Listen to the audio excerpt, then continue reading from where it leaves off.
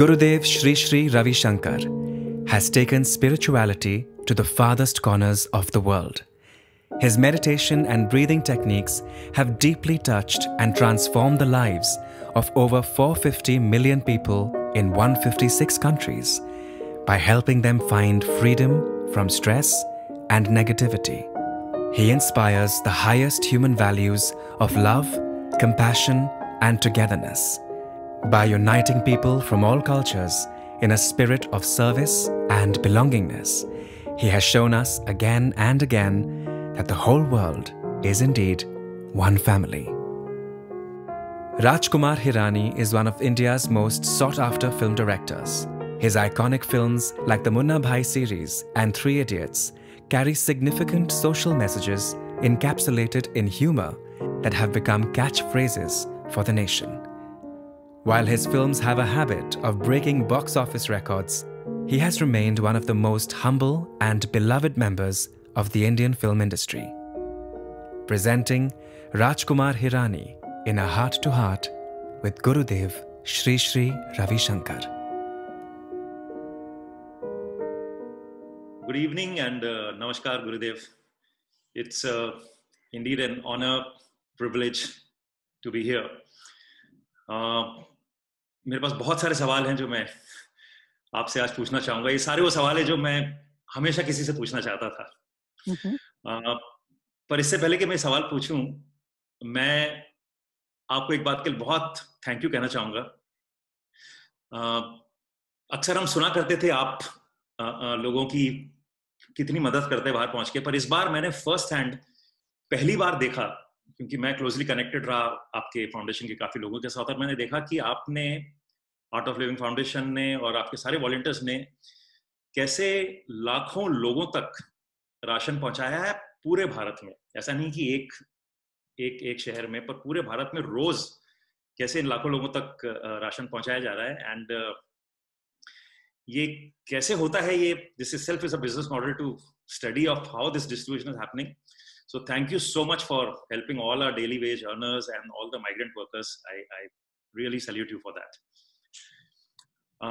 दूसरी बात सवाल पूछने से पहले ये है कि जब मुझसे कहा गया कि मुझे आपसे सवाल पूछने हैं, तो मैं सवाल लिखने लगा और मैं याद करने लगा कि मैं आपसे पहली बार कब मिला था. तो वो मैं जो व्यूअर्स हैं हमारे, जो हमारे दर्शक हैं, उनको बताना चाहूँगा कि मेरी पहली मुलाकात आपसे कैसे हुई थी. ये था 2013 में, जब मैं एक फिल्म बना रहा था जिसका नाम है पीके, और एक सीन के लिए मुझे ऐसी एक सभा चाहिए थी जहां करीब 50-60 हजार लोग हों, और जो हमारे लिए संभव नहीं था स्टूडियोज में इतने सारे लोग इकट्ठा करना और शूट करना. तो मुझसे किसी ने कहा कि बैंगलोर में गुरुदेव के आश्रम में महाशिवरात्रि के दिन इतने लोग इकट्ठा होते हैं, शायद इससे भी ज्यादा लोग इकट्ठा होते हैं. तो मुझे याद है मैंने आपके ऑर्गेनाइजेशन से कांटेक्ट किया और मैं बैंगलोर आया था आपसे मिलने. और मेरे अंदर एक डर था कि मैं एक फिल्म बना रहा हूं जो it's about God, it's about religion, and I have a view point which might not be in synergy with you know your view point. मगर मुझे याद है मैंने आपसे कहा कि you know PK is a film which is close to me, and it's a kind of an attempt to understand God and religion. It might not be a comfortable film for many, but I'm going to make it with all honesty. It's my viewpoint, but I very strongly believe in it. और मुझे याद है आपने, you without blinking your eyelid, you said, please come, please get all your people and shoot wherever you want, shoot whatever you want. And I remember we came there, we shot on the Mahashivratri day. हमने कई camera लगाए और आपने आपके सारे लोगों ने इतना सपोर्ट किया. That's something I've never forgotten, and I want to tell the viewers that's the first time I met Guruji, and from there started my journey of knowing him better. And I also have to say that I've been doing the Sudarshan Kriya since then. My entire family does it. In fact, I make my entire team, every team which is on the beginning of the shoot, I make them do the Sudarshan Kriya, and that's been very, very helpful. So thank you again for all your generosity, Guruji. And I think now I'll begin with my questions. So over to you. My first question, which has always bothered me, is कि who am I? मैं कौन हूँ? मैं क्यों आया हूँ इस planet पे? मेरा मकसद क्या है? What is the purpose I've been sent here for? Nobody's told me what am I supposed to be doing here. And there's such a mystery about our own existence. So my question is, why are we here and what is our purpose on this planet? You know, Raju, one who knows the answer to this question will never give you. if, if someone attempts to give it, they know that they don't know the answer. Because these are the questions which indicate the maturity of our intellect. And these are the questions which take us in the journey. So if someone answers these questions to you, that means they are taking away your vehicle and ask you to go. So this question need to be asked again and again, not to somebody else but to ourselves. That brings clarity and purposefulness of life. So when you ask the question, what is the purpose of my life?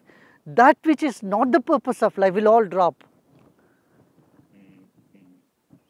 So you may not find the purpose right away, but that which is not the purpose, you will start leaving them behind, and so your journey is on. So keep that question. So wonderfully said. Yeah, I would have, yeah, absolutely correct, because it's a question where it's difficult to find an answer, because a lot of people say your purpose is to serve the poor, somebody will say your purpose to serve God, scientists will say it's to, it's just reproduce. But I read a quote which was very interesting, a quote which said, life by itself is purposeless, but it's a great opportunity to find a purpose. So everybody finds their own purpose. I, as a filmmaker, find filmmaking as a purpose. Somebody else finds something else as a purpose. So, yeah, we do our actions, all our activities are geared up achieving something, getting something done, right? You want, when you do some action, you make film. The goal is, the purpose of that is to make it popular, to entertain people, to give a message to people, certain message. But this is all what you do. But who are you? What is your real purpose? This question should simply keep coming up deep inside your heart. And that is where, we need to find answer within ourselves. We have to make our own journey. And once you find it, I tell you, nothing whatsoever will matter to you on this planet. And a smile on your face will never diminish. God, that's fantastic. I keep seeing that smile whenever I've been to the ashram, and I keep asking people why I see this kind of a smile on everybody's face. Genuinely, this is a question I've asked many people from my ashram, that they see a serene smile on everybody's face. So I guess we will also find the answer someday, hopefully. My next question is as mysterious. This is something we all have wondered. What happens after this life? Is there life after death? Where do we go after death? Because, there's so many contradictions in what one hears. One religion will talk about existence of a heaven and a hell, swarg hai, narak hai. कोई कहता है नहीं, पुनर्जन्म है, rebirth होगा. एक Karma theory है कि आप क्या हिसाब अगले जन्म तक लिया जाएगा. साइंटिस्ट से पूछो तो वो कहते हैं कि नहीं, बस यही है, this is it. You are here for, you are part of nature, you are here for only this. So what according to you, what is the answer to this mystery again? Raju, fortunately today science has advanced a lot. Science has created a division called division of parapsychology. Even in our NIMHANS, National Institute of Mental Health, Neurosciences, there is a department dedicated for knowing about the consciousness, about past life, what are the impressions that are in the mind. Is there a past? This question, is there a past life, was an old question, maybe 20, 30 years back. But today, science has proved that consciousness takes birth again and again. The rebirth phenomenon is worldwide phenomenon today. kids who are born and who talk about their previous birth have all been authenticated, have all been documented. हमारे यहाँ तो पहले करते थे बहुत, Buddhism, Jainism, Sikhism, Hinduism and all Taoism, Shintoism, the entire Eastern religions have always said about rebirth. But today, science have documented this, that our consciousness, according to third law of thermodynamics, can neither be created nor be destroyed. So, when this mind, the body goes back to the earth, but what happened to the energy called mind? That comes back. तो ये एक आज तो ये therapy के रूप में भी करते हैं. This is called regression, past life regression therapy. बहुत लोगों को थेरेपी करके ये जो उनके ट्रॉमा, पास्ट लाइफ ट्रॉमा से बाहर निकालते हैं. हमारे यहाँ बहुत ऐसे एक्सपीरियंस है. Every day we experience, we call an eternity process. लोगों को 3 घंटे लगता है 1 to 1, like a doctor and a patient, they sit together and take their journey through past times. And 3 घंटे में we can understand a lot about our who were we before, कहाँ पैदा हुए थे, क्या नाम था, ये सब आ जाता है. So is consciousness soul is the same thing, or जिसको हम soul कहते हैं वही consciousness है, या थोड़ा simple वे में अगर आप समझाएं तो? एनर्जी है. आप देखो, आपके भीतर एनर्जी है ना. Energy, life force is what is running शरीर को. It is the life force which is running the body, right? It's making the body, keeping it alive. And the life force is whether you call it soul, that is consciousness. Okay. Yeah, it's always been a little, sometimes difficult to grasp. Yeah, mystical, mysterious, but today fortunately science has proved also the aura. Science has, you have Kirlian photographies in which you can see the aura of a person. That is the subtle body. We have 3 bodies, the gross body, subtle body of mind, which is thoughts and emotions, and then the causal body, which is even subtler, which is much bigger. हम समझते थे मन जो है बुद्धि के अंदर है या शरीर के अंदर है, मगर अब ये सिद्ध हुआ है हमारा शरीर मन के अंदर है. Correct. But it's fascinating, most fascinating knowledge and studies. The more we go with a scientific temper. एक तो चीज़ है बिलीफ, किसी ने कहा विश्वास कर लो, मान लो. बट दूसरा है तुम अपने अनुभव से जानने लगो. उसकी गहराई में जब पहुंचते हो एक वैज्ञानिक दृष्टिकोण से, तब इतना चौंकाने वाली बात होती है. बात ये आपने जो कहा अभी बिलीफ, मैं अपने पर्सनल एक्सपीरियंस से कुछ कहना चाहूंगा कि एक माइंड होता है जो मुझे लगता है जो बहुत जल्दी विश्वास कर लेता है कोई चीज को. एक शायद कुछ अपब्रिंगिंग ऐसी होती है कि वो रीजन करता है.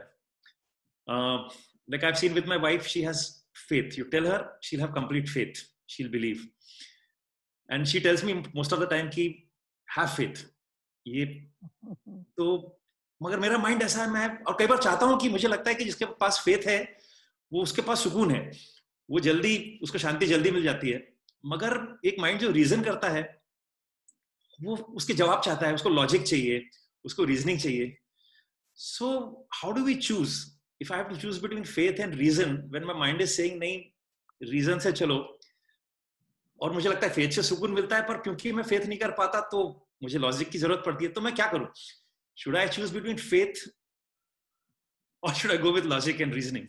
No, you go with logic. That is your type is logic. So you don't need to leave logic. But remember one thing, your logic is always bound by your knowledge.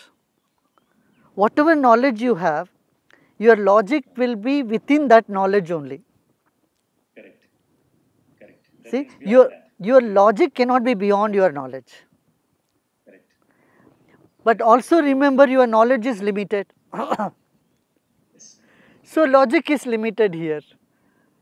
तो मैं सरल भाषा से मैं कहता हूँ, कुछ जान के चलो, कुछ मान के चलो, सबको प्रेम से गले लगाते चलो। इसमें क्या है, देखो भाई, हम सब कुछ जान नहीं सकते। जैसे आप, कोई तो कहता है कि there are 12 moons to Jupiter, वो दिखता तो नहीं है। This has been found from very high resolution telescope. अब हमें कह तो मुझे देखना है तभी मैं विश्वास करूँगा, ये तो हम नहीं कह सकते। कोई कहता है देखो ये जहर है, इसको नहीं पीना चाहिए। अब हम ये नहीं कहते कि नहीं मैं तो नहीं मानूंगा तुम्हारी बात, मैं देखूंगा सचमुच में जहर है कि नहीं, पी के देखूंगा। यहाँ पर कोई कहता है अभी कोविड जो है ये जानलेवा है, वो तो मैं तो नहीं मानूंगा जी, मैं देखूंगा, लेट मी गो एंड सी, हमको कुछ नहीं करेगा, हमको ईश्वर है तो मुझे कोविड कुछ नहीं। ऐसे हम चलते हैं। हम कहेंगे नहीं हम इसको जान के ही फिर विश्वास करेंगे, वो नहीं हो पाएगा, हम रहेंगे नहीं। अब लोगों ने बताया कोविड-19 जो है ये जानलेवा है, मत जाओ, तो हम क्या कहते हैं, वो तो मान रहे हैं, है ना। तो कुछ मान के चलना चाहिए। अब कोई कहे कि ये बहुत मीठा है, ये रसगुल्ला, मानने की ज़रूरत नहीं है। बोले नहीं मैं खा के देखूंगा कितना मीठा है ना। सभी मानने की ज़रूरत नहीं है, सभी जानने की जान नहीं सकते, इसलिए कुछ जान के चलना चाहिए, कुछ मान के चलना चाहिए, और प्रेम से सबको गले लगाते हुए निकलना चाहिए। आपका फेवरेट फिल्मी गाना कौन सा है? हिंदी फिल्मों से कोई एक फेवरेट गाना सुनता आपने अभी? हाँ, मुझे तो लगता है मुझे पार्शियल नहीं होना चाहिए, किसी भी गाने को नाराज़ नहीं करना चाहिए, but overall I like every song, you know, people here in, आपने तो देखा है यहाँ आते हैं सब गाना गाते हैं, ऐसा नहीं यहाँ सत्संग में सिर्फ भजन ही होता, कुछ लोग फिल्मी गाना भी गाते हैं। कोई भी गाना वो दिल से गाओ, because music is a very integral part of our life. हम पहले गाए फिर बोले। कोई भी बच्चा बोलने से पहले गाना सीखता है, सीखता नहीं गाता है, वो कुदरती है उसके में ना। तो as children we all sang first and then only we started speaking. So music is part of life. Whatever mood you are in, you can sing. You can if you are upset, you are depressed also, you know, you can sing such songs, that itself will give you a vent for those feelings. Mukesh ji की जो गाना, जो पुराने मुकेश जी की गाना वगैरह होती थी, मेरा कहना, हाँ दुखी मन मेरा कहना। हाँ, वो एक बहुत वक्त था से जो बड़े सेल्फ पिटी पे बड़े गाने होते थे, बहुत सेल्फ पिटी पे गाने बनाए जाते थे कि उससे एक मुझको लगता था कि आइडेंटिफिकेशन मिलता था। हाँ, एक रिलीफ मिलता था लोगों को, उससे भी एक तरह से वो सब गाना गा के अपने मन को हल्का कर लेते थे। ये पर आप सही कह रहे हैं, गानों में बहुत क्षमता होती है, और मैं तो कुछ गानों को ऐसे साथ में रखता हूँ, मैं उन्हें रेस्क्यू सॉन्ग्स कहता हूँ कि थोड़ा मन उदास हो तो इस गाने को सुन लो तो थोड़ा। कौन सा गाना? एक रिंगटोन पे एक गाना है जो मैं हमेशा लगाए रखता हूँ, वो है किसी की मुस्कुराहटों पे हो निसार, किसी का दर्द ले सके तो ले उधार, जीना इसी का नाम है। That's my permanent ringtone. और एक अंकुश फिल्म थी, उसका एक भजन है, इतनी शक्ति हमें देना दाता। That's one of my favourites. मन का विश्वास कमजोर होना, मन का विश्वास कमजोर होना, इतनी शक्ति हमें देना दाता, मन का विश्वास कमजोर होना। तो इट्स अ लवली सॉन्ग। सो तो जीना यहाँ मरना यहाँ, इसके सिवा जाना कहाँ, ये तो नहीं।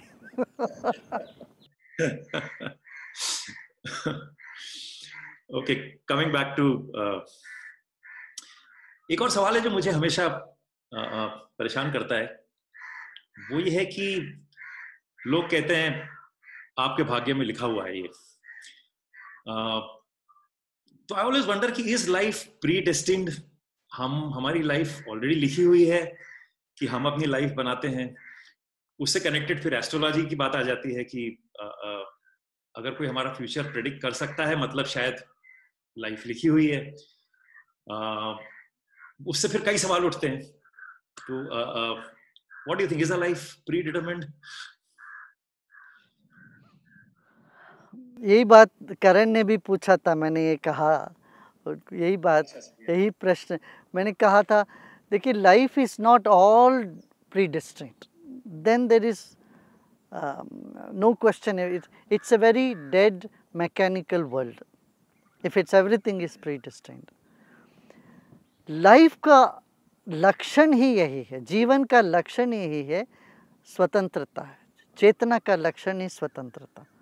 There is a free will, but how much the free will is, अभी एक खूंटे से एक गाय बंधा हुआ है, कितना दूर तक वो गाय जा सकता है? जितना लंबा रस्सी है उतना दूर तक तो फ्रीडम है, उसके बाद उसकी फ्रीडम नहीं है ना।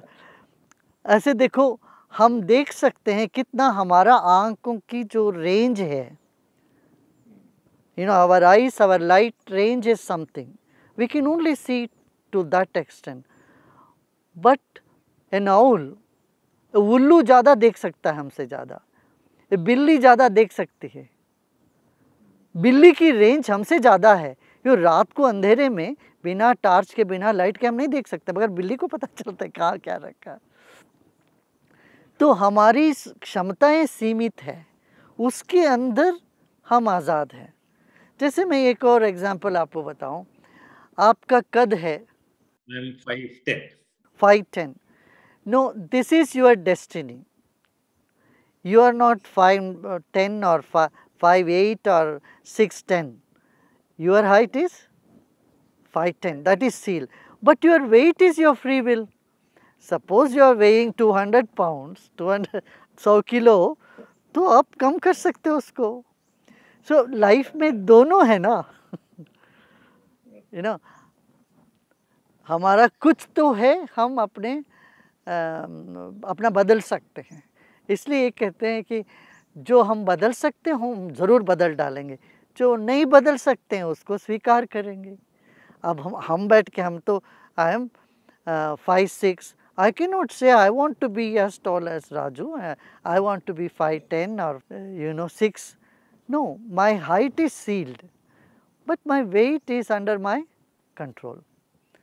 सो लाइफ में इस तरह का it's a combination of free will and destiny. Now astrology की जहाँ बात होती है, उसमें एक साइंटिफिक बात यह है, everything affects everything else in this planet. Like a homeopathic pill, homeopathy is based on this principle. A tiniest atom can affect different parts of your body. Similarly sun affects your body, moon affects your mind. So there are rays, cosmic rays from all the planets. So they all affect our existence. पर astrologers की जहाँ तक बात हुई वो अलग बात है, वो कितना उस पे क्या, कहाँ मसाला डालते, कहाँ सही बोलते, that is a different thing. But astrology is, you cannot dismiss it as it is nothing. It has some value. It's all about science of vibrations. Yeah. Gurudev, what is ego and how to get rid of it? Now tell me, why do you have to get rid of it? Why should we? I say that because, okay, मैं घर में ही देखता हूँ, जैसे if I'm talking to my wife or my son or somebody, sometimes I sense कि एक ego आ रहा है, because there's a need to be right, कि मैं right हूँ, इस बात को आप मानो. Sometimes even when people know कि हम गलत हैं या खुद को भी कभी एहसास हो, तो वो एक्सेप्टेंस थोड़ा आदमी बड़ा धीरे से करता है. तो इसलिए मैं कहता हूँ कि ये ईगो है हमारा, जो हमको ये कहने नहीं देता कि हम गलत हो सकते हैं. तो मुझे लगता है उससे अगर आजाद आदमी हो जाए तो रिश्ते बेहतर होंगे, सब कुछ बेहतर होगा. मैं कहूँगा कि for God's sake don't try to get rid of ego. Let it be there. You know why? If I say, oh, I have gotten rid of my ego, that would be the biggest ego. Okay. That's well said. So, ego can be there. Ego means an identification. You identify yourself with something, you know, either a thought process or a feeling or whatever, an ideology, or you take a position. That is what you know. Why people want to get out of ego? Because it gives pain sometimes. Because you know, your heart says no, what the other person is saying truth. But it is the difference, the wall that comes between you and the other person, that your own wall does not allow you to accept it. So, it gives you pain. That is the reason we want to get rid of ego. But you know what I would say is, you recognize your ego, keep it in your pocket, do not have to show it all the time. Ego does some very good thing also. Ego is the biggest motivating factor. किसी की ego पर चोट लगाओ, अहंकार पर चोट लगाओ, तो फिर वो आदमी फिर उठ खड़ा हो जाता है, काम करने लगता है। हर अच्छे काम के पीछे भी ईगो होती है, वो ईगो रहने देना चाहिए। तो इसलिए 3 तरह की ईगो होती है, एक सात्विक ईगो, राजसिक, तामसिक ईगो। सात्विक ईगो वो है that you identify about something, about your thought, you say you have an opinion, this is Raju Irani, you have an idea about yourself. There is nothing wrong to have that opinion. You have certain principles, some policies, some you know, ideas, and you have identity. I say Raju Irani is like this, Raju is honest, Raju only goes for quality thing, it is fine, okay. But when the Raju feels very distant from others, this is Rajasic ego. When you find uncomfortable with other people, someone else, or you feel so disconnected with others, this is, I would call it a Rajasic ego. And then a Tamasic ego ye hoga, you become blind to anybody's opinion, you blind to all reason, all logic. आप कुछ पकड़ लोगे और ये कहोगे कि मेरा खरगोश का तो सिंग है ही है, you know, मेरा खरगोश का सिंग है, इस तरह से सिद्ध करने वाले तामसिक ईगो होते हैं। तो हमें क्या करना है, तामसिक ईगो से, रीजन लॉजिक से राजसिक ईगो पे आते हैं। राजसिक ईगो से भी सात्विक में होने के लिए क्या, सबको अपनाते हैं।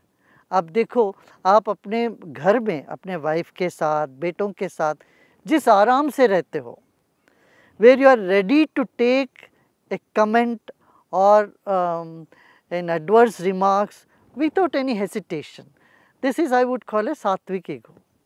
But if you have the same mindset of sense of belongingness with your own team, that they feel comfortable giving you honest feedback and you are ready to take them, I would call that is it. That is how you have gotten over your Rajasic and Tamasic ego, where you are not dictatorial, you are not all the time imposing your own idea, you are open to ideas. So, in this way we can say it is a Sattvic ego, and it is good to have Sattvic ego, I tell you. Fantastic, well said. Now, मुझे लगता है philosophical मैंने काफी पूछ लिया, मैं कुछ आपसे सॉल्यूशंस चाहूंगा कुछ चीजों के। जैसे ईगो की बात की, एक दूसरी चीज होती है जो सबके साथ होती है कि एक आवाज है हमारे अंदर जो कॉन्स्टेंटली चैटर करती रहती है, एक cut cut cut cut cut cut. जब भी आप अकेले बैठे हो, कहीं बैठे हो, तो भी लोगों के बीच में भी शायद वो आवाज आके वो कभी आपके फेवर में बात करती है, कभी आपके अगेंस्ट में बात करती है, और उसकी वजह से कभी नेगेटिविटी पैदा होती है, कभी डर पैदा होता है, कभी हम लोगों को जज करते हैं उस आवाज की वजह से, हमारे ओपिनियंस बनते हैं, और मुझे लगता है वो पता नहीं कंट्रोल में नहीं होती उसको, और उसके वजह से काफी एंजाइटी होती है, परेशानी होती है। तो ये आवाज क्या है, ये what is this inner voice and how to again control it? हमारे भीतर एक कॉन्शियस होता है, एक अंदर की प्रज्ञा होती है, वो हमको गाइड करती है, ये सही है, ये गलत है, ये करो, ये ना करो। कभी कभी हमारा तनाव ज़्यादा बढ़ जाता है ना, तो ये आवाज़ क्लियर नहीं होता है। When we are stressed, it is not clear, so confusion से कन्फ्यूजन बढ़ता जाता है।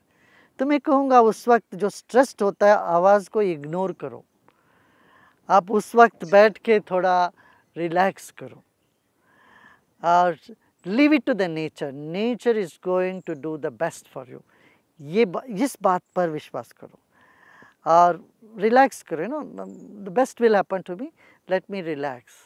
And here it is important we do some breathing, do some meditation. Meditation के बाद जब मन स्ट्रेस फ्री हो जाता है तब आवाज़ एकदम क्लैरिटी के साथ मिलेगी। इसको हम इंट्यूशन कह सकते हैं। नहीं, मैंने अक्सर नोट किया, हम लोग सुदर्शन क्रिया रोज करते हैं और हफ्ते में एक बार तो लॉन्ग क्रिया करने की कोशिश करते हैं, तो फर्क पड़ता है बिल्कुल। वो जैसे करो तो आपका माइंड एक कामनेस आ जाती है, you start feeling much less anxious. तो ये भी मैं समझने की कोशिश कर रहा हूँ कि क्या की ब्रीदिंग की वजह से होता है, या what is that Sudarshan Kriya does which makes us feel calmer? Does it oxygenate our body, or what is the science behind it? है ना? See, you are not just the body, you are consciousness, you are energy. So your feelings are energy, your thoughts are energy. ये तो television set है, but relay station is different, you know. The wavelengths are different. Sudarshan क्रिया में ये होता है कि अपना वेवलेंथ बदलता है, द इलेक्ट्रिकल एनर्जी चैनल्स वगैरह ठीक होने लगते हैं, न्यूरॉन्स के प्रॉपर एक्टिवेशन होते हैं, ब्रेन में न्यूरॉन एक्टिविटी, और हमारे जो अमगडाला है, ब्रेन के बीच का जो पार्ट है, उस पे असर होता है। एंड और क्या होता है कि ग्रे मैटर ब्रेन में बढ़ता है। You must have read about the recent research, I think no, more than a year or so, that how the structure of the brain changes when you meditate. So yeah, and then the gray matter increases in the brain. So there's nearly 600 research papers have been published on Sudarshan Kriya and its effect on our brain. By you know, there was a seminar in AIIMS, then they presented, many doctors came and presented this paper. So कुछ तो होता है, कुछ होता है अंदर से। नहीं, definitely it's a absolutely amazing thing. It's absolutely amazing thing. One more thing, आज के ज़माने में ये हो गया है कि हर आदमी, इंक्लूडिंग मी, मैं अपने आप को भी, हम सब लोग फोन्स का एक एडिक्शन हो गया कि या तो फोन पे बात कर रहे हैं, या फोन पे मैसेजेस देख रहे हैं, या किसी ऐप में जा रहे हैं, कभी मेल्स कर रहे हैं, व्हाट्सएप कर रहे हैं, हर चीज फोन से कनेक्टेड हो गई। अगर फोन दूर भी रखा हो तो 10 मिनट बाद बिना उसके रिंग के वो हाथ अपने आप जाता है कि अरे कुछ आया तो नहीं मैसेज। रात को के फोन उठा लेता है, और मुझे लगता है इसकी वजह से आपस में इंटरेक्शन कम होने लगा है, थोड़ा अटेंशन स्पैन कम होने लगा है। तो मुझे लगता है phone addiction is like drug addiction only. अब इससे कैसे आज़ादी पाई जाए? करेक्ट, यू नो, मैं भी इस पर काफ़ी मैं बोलता रहा। छोटे छोटे बच्चे, 5 साल के 4 साल के बच्चे आईपैड के एडिक्शन हो गए, फिर उनका सेंट्रल नर्वस सिस्टम पर, तुमने भी देखा होगा ना, वो लड़खड़ाते चलते हैं, उनके अटेंशन डिफिशिएंसी सिंड्रोम बढ़ जाता। बच्चों को लिए तो मैं कहता रहा कि आप इसका कम प्रयोग करो, यूज़ मत करो ज़्यादा। मगर राजू, मैं इस टाइम पे तो नहीं बोलूँगा फ़ोन नहीं यूज़ करो। अभी सब घर में बंद है, एक ही तो सहारा है अभी उन सब का। सब फ़ोन में ही सब देखते हैं, करते हैं। अब इस वक्त ये कोविड-19 लॉकडाउन के वक्त तो नहीं कह सकते हैं फ़ोन का आप यूज़ न करो। मैं ज़रूर कहूँगा कि उसमें रेड बटन है, उसका भी यूज़ करो। ऑफ बटन को रात को सोने से पहले दबा देना, उठने के बाद 1 घंटे तक तो कम से कम try not to use it. और बीच में आप योगा करते हो आधा पौने घंटे, मेडिटेशन करते हो, ये सब रिलीफ टाइम है। और महिलाओं को भी ये कहूँगा कि घर में जब भोजन करोगे सब बैठ के साथ में, तब लोगों का फ़ोन सबको निकाल के रखवा देना। ठीक। तो otherwise we need to judiciously use it, not use it too much. ये है, but you know what do do at this time, lockdown के टाइम पर दूसरा कोई रास्ता नहीं है.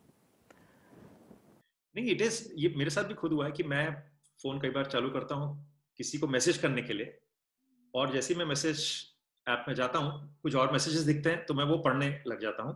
फिर मैं भूल जाता हूँ फोन क्यों चालू किया था, किसको मैसेज करना था, वो काम रह जाता है. सो इतने डिस्ट्रैक्शंस हैं कि इससे किसी ढंग से तो आज़ादी लॉकडाउन के बाद पानी होगी. और आपने जैसे कहा कि सुबह उठते नहीं उठाना चाहिए फोन, तो इसी से कनेक्टेड मैं ये पूछना चाहूंगा कि आपके हिसाब से एक what is a good time table for everybody. क्योंकि हम लोग टाइम टेबल जो बनाते हैं वो काम से कनेक्टेड टाइम टेबल बनाते हैं. You know we make a time table for our living, this meeting that meeting, but nobody makes a time table of on how to live, of what are the necessary things that we should do, कि जिसमें exercise है, diet है, meditation है, योगा है, और कितने बजे उठना चाहिए, कितने बजे सोना चाहिए. What is a simple good timetable? No I would say इसमें रिजिड नहीं रहना है टाइम टेबल में. Don't be rigid about your time table. Take good sleep, 6 to 8 hours. 6 hours of sleep would be good enough. 6 to 8, maximum 8. But I would say 6 hours is a good time to sleep. Whenever you wake up, sit quiet with eyes closed for some time. ध्यान कर लीजिए, meditate कर लीजिए. Every day, you know, as soon as you wake up, you can do that. Or I call it, usually call this as a mental hygiene. Like dental hygiene होता है ना, उठते ही दंत मंजन करते हैं, करने के बाद ऐसे मेंटल हाइजीन है, थोड़ी देर बैठ के रिलैक्स कर लो. The brain and the body need to be relaxed. एक तो रेस्ट हमको मिलता है जो सोते हुए मिलता है, जहाँ हम पूरा नॉकडाउन हो जाते हैं. You don't know where you are, who are, nothing. There is another conscious rest where your body is at rest and mind is also at rest, but you are conscious. This is meditation. मैं ये कहूँगा इस तरह से थोड़ी देर 20 minute meditate कर लीजिए सुबह. And before meals in the afternoon if possible, or in the evening after before dinner. इस तरह से मेडिटेशन 20-20 मिनट का कर लें, 2 बार भी कर लें, बहुत अच्छा है. फिर थोड़ी देर प्राणायाम कर लीजिए, भस्त्रिका कर ले. Oxygenate your body and it brings you more vibrance in you. आपकी इम्यून सिस्टम मजबूत हो जाता है. 5 times our immune system becomes better when we do breathing exercise. Raju, you know, we eat 1-2 kilos of food in a day, 2.5 liters of water and liquid, चाय, ये सब juice सब मिलके पीते हैं. 10,000 लीटर हवा हम लेते हैं every day. We are supposed to take. Sometimes we may not be taking that much. Our body needs 10,000 liters of air. So when we do some bhastrika and some pranayamas, that every cell of our body gets vibrant, energized हो जाते हैं. तो मैं ये कहूँगा फिर treadmill में करना हो, जिम जाना हो, वेट लिफ्टिंग करना हो या योगासन करना हो, ये सब कर लीजिए. half an hour. It depends on the age, you know, age group. I would say for people by 50, 60 and all, half an hour exercise is plenty.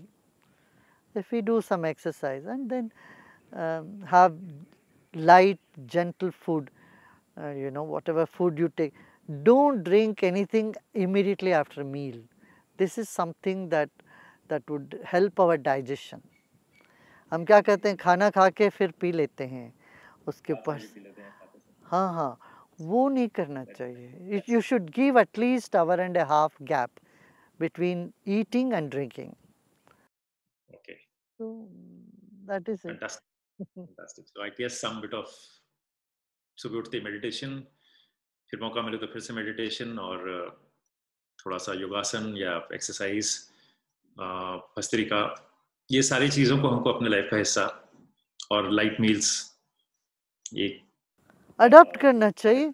और हो सके तो मुंबई में तो शायद नहीं हो पाएगा इतना, बी विथ नेचर, थोड़ी देर नेचर के साथ रहना सीखना चाहिए हमें. तब बहुत क्रिएटिव आइडियाज़ आएंगे. You know, Many new ideas can come up to you. So when you spend time in nature. One of my questions की हाँ, how should one be more creative? और आप सही बोल रहे हैं, अभी एक्चुअली मुंबई शहर में भी बाहर देखिए आसमान मुझे ज्यादा नीला नजर आता है, ऐसी पक्षी जो कभी देखे नहीं थे वो अब खिड़कियों पे आके बैठने लगे हैं ऑलरेडी। ये जो 40 दिन में ऑलरेडी हमारा नेचर ऐसा लग रहा है कि हमको ज्यादा दिखने लगा है, और मुझे लगता है हेल्दी होके निकलेंगे लोग। बस यही है कि बाहर निकलने के बाद फिर ना टूट पड़े और वापस अपनी लाइफ में ना चले जाएं। मुझे यही लगता है कि ऐसी लॉकडाउन एवरी ईयर, हर साल एक हफ्ते के लिए होना तो चाहिए। कंपल्सरी होना चाहिए। पहले प्रिपेयर्ड हो जाए लोग, सब प्रिपेयर्ड फॉर 1 वीक, सब अपना रेशन वोशन सब इकट्ठे कर लो, 1 week off holiday and lockdown the whole country, nature will start rejoicing. Absolutely, ये मुझसे किसी ने कहा कि हाँ ये बिल्कुल विदाउट कोरोना हमको ये एक रूल बना लेना चाहिए पूरी दुनिया को कि कुछ दिन साल में सब बंद कर देंगे ताकि नेचर वापस। Correct correct.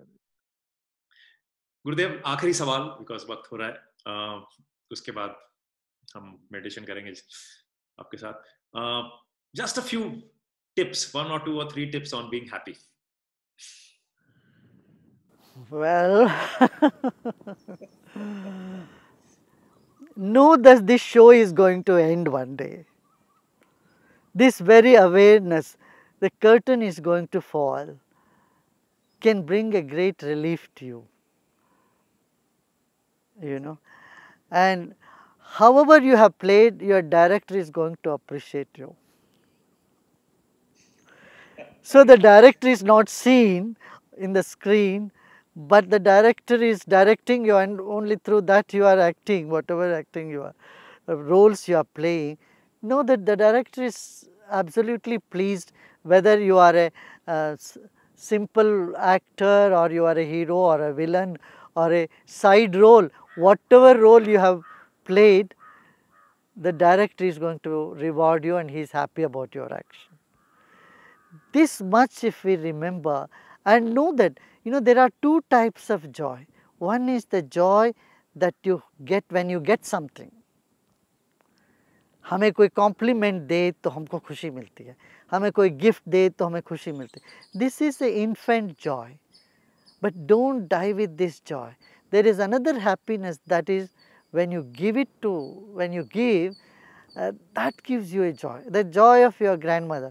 घर में जैसे नानी है, दादी है, बच्चे आते हैं तो कितनी तरह की चीज़ें बना के खिलाती है, उनको देने का जो आनंद है, वो वैसा आनंद हम सबको जीवन में लेना चाहिए कि we are here to give something back to society. And when we can make even few people happy, and the happiness we will get by making others happy is unmatched. So वो करना चाहिए. Absolutely well said. Lovely. So we will do a short meditation, just a few minutes. So let us sit comfortably and easily. Keep our spine erect, रीढ़ की हड्डी सीधा रखें, कंधों को ढीला छोड़ दें और आंखें बंद कर लीजिएगा.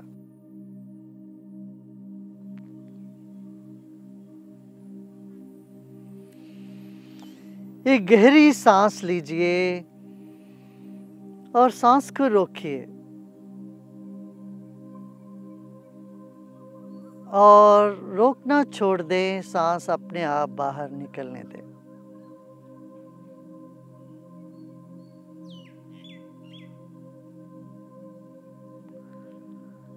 और अपने आप सांस फिर भरने लगेगा, भरने दीजिए. सांस पूरी तरह से भरने के बाद रोकिए. जब सांस रोकते हैं, मन की स्थिति देख लीजिएगा.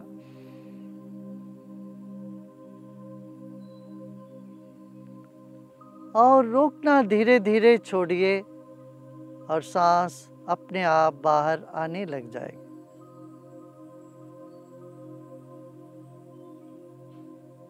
फिर एक बार सांस लेंगे. सांस पूरा भरने के बाद रोकेंगे रोककर अपना मन की स्थिति पर ध्यान देंगे। सब थम सा गया है, सब रुक गया है। सांस रुकते ही मन भी रुक जाता है। और ज़्यादा रोक नहीं पाएंगे तो आप रोकना बंद कर दीजिए, सांस अपने आप बाहर आने लगेगा। अब शरीर को सुकून मिल रहा है, विश्राम मिल रहा है, इस वक्त उस पर भी ध्यान दें।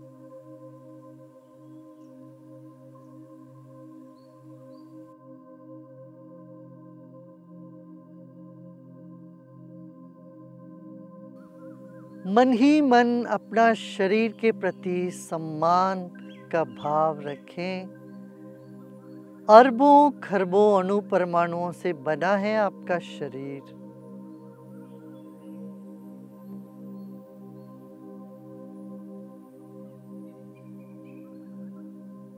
यह शरीर हमारे लिए मिला हुआ एक अद्भुत देन है।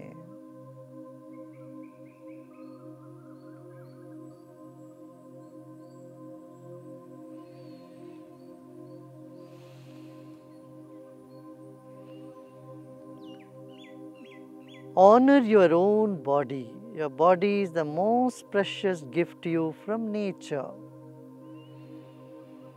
The millions and trillions of cells in your body.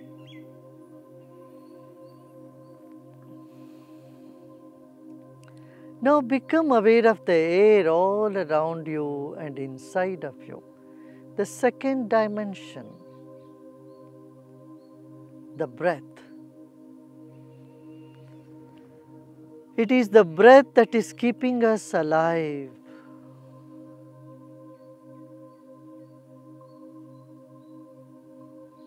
ये सांस ही हमारा साथी रही है जब से हम आए दुनिया में, और आखिरी क्षण तक सांस हमारे साथ रहेगी। जीवन की साथी है।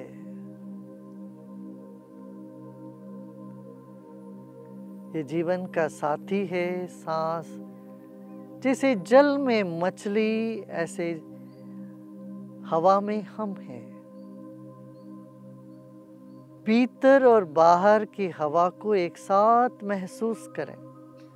Feel the air inside and outside of you simultaneously. Now breathe in with a smile and breathe out with a smile. As you smile, all the muscles in your face and in the brain gets deep relaxation.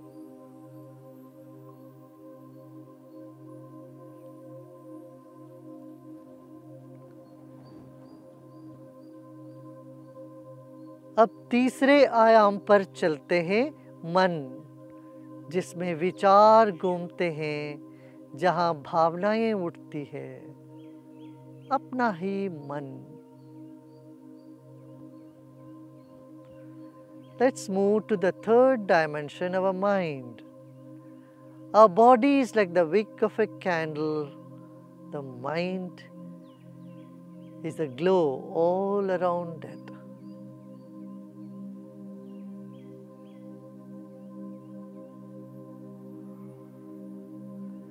शरीर बाती है तो मन ज्योति है।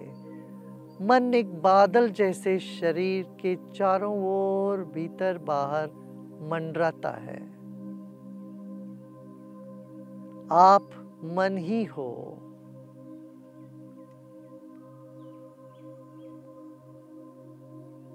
Our body is inside the mind.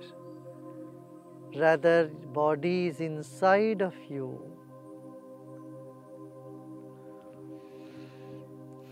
As you relax, the mind expands, and as the mind expands, your body relaxes.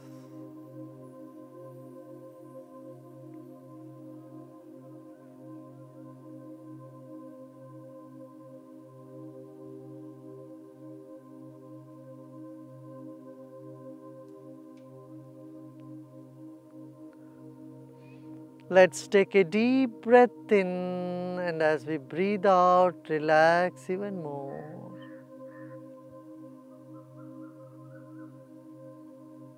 मुस्कुराते मुस्कुराते विश्राम करें.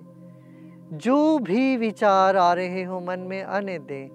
अच्छे बुरे सभी विचारों को गले लगा लें.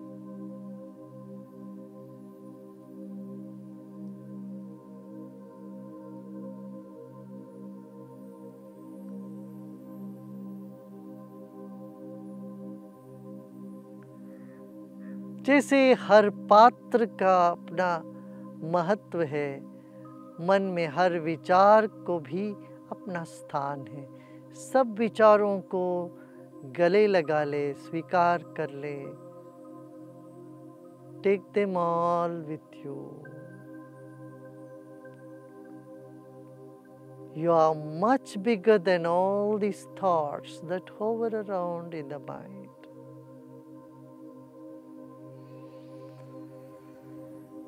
A deep breath in and breathe out. सांस लीजिए और छोड़ें. कंधों को और ढीला छोड़ दें.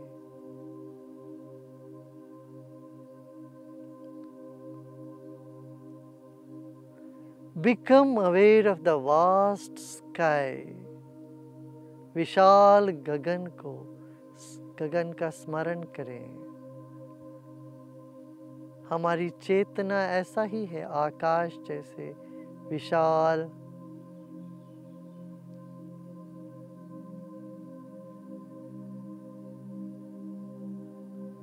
You are like the blue sky, unaffected, untainted.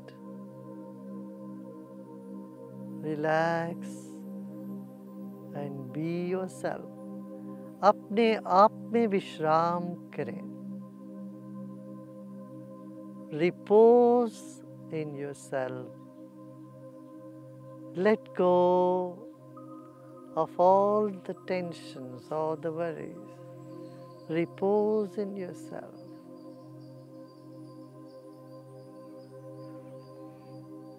Any discomfort, any tension you feel anywhere in the body, just let it be. कहीं कोई तनाव लग रही हो या असुविधा लग रही, उसको रहने दें. वे अपने आप ठीक हो जाएंगे. आप अपने आप में विश्राम करें.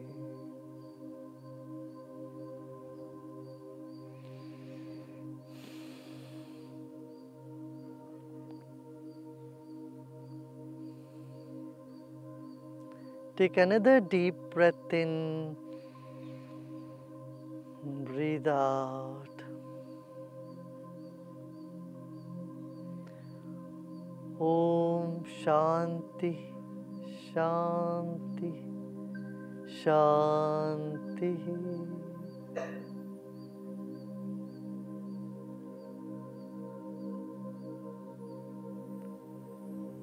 धीरे से शरीर और परिसर के प्रति सजग हो जाएं. मुस्कुराते मुस्कुराते एक और गहरी सांस लें और धीरे धीरे सांस छोड़ें. और आंखें खोल सकते हो. Let us open our eyes slowly and gently.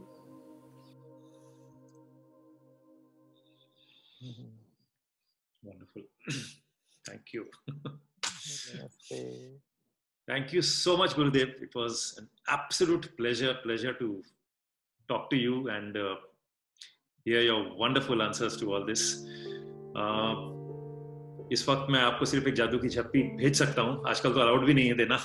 तो sending you a virtual hug and thank you so much again.